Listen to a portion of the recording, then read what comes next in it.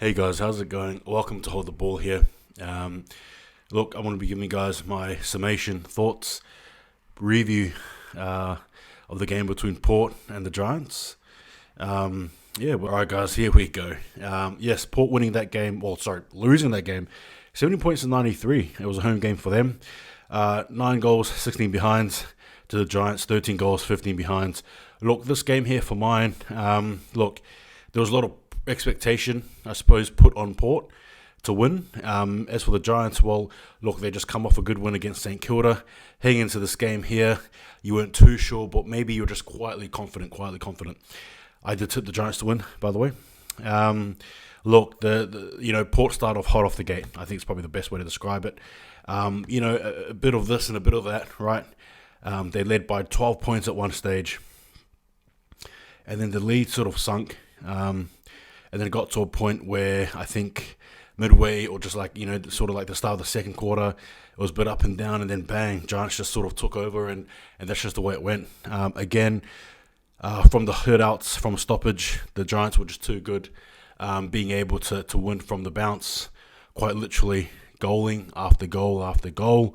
There was just no answer there, or Port anyway couldn't. Now, obviously we can look at injuries, but again, when it comes to finals footy, we all know it's a battle of attrition, really, the regular season, that is. And then when it comes to the finals, it's about seeing who's the last man standing, so to speak. So, again, what do you sort of do? What do you sort of say?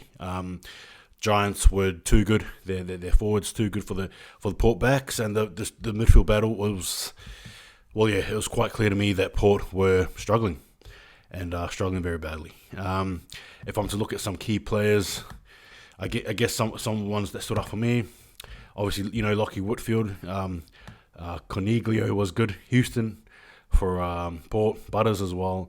But I think overall is a very, how do I say this, maybe like a handful of Port players played well, but I think overall the majority of Giants players played very, very well. Again, Toby Green leading from the front as per usual. Really Rowley, I thought wasn't too bad. But yeah, look, it was just, I don't know. I just don't feel like there was much of a defensive answer from Port's end. Trying to clean up the space that the Giants were allowed to basically have. It was just too little, too late in many situations. Again, we can all joke about Port and the signing of Ken Hinkley. Again, the re-signing, should I say? But the reality is, how long does this keep going for? It's all good and well to be in the prelim or the semis, make the 8.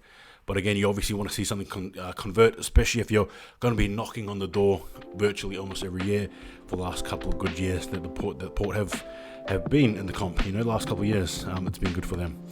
But I look overall, Giants were the better team. Just to sort of quickly summarize it, at the end, it'll be in a very dour, sour experience there if you're a Port fan, I'd imagine. Not too much to say there, ladies and gentlemen. Not too much to say at all. Anyway, that's it. Giants, too good. It's a big, big sound. As for Port, well, they got tore apart all right. It is what it is. Take it easy. See you guys next time. Hold the ball.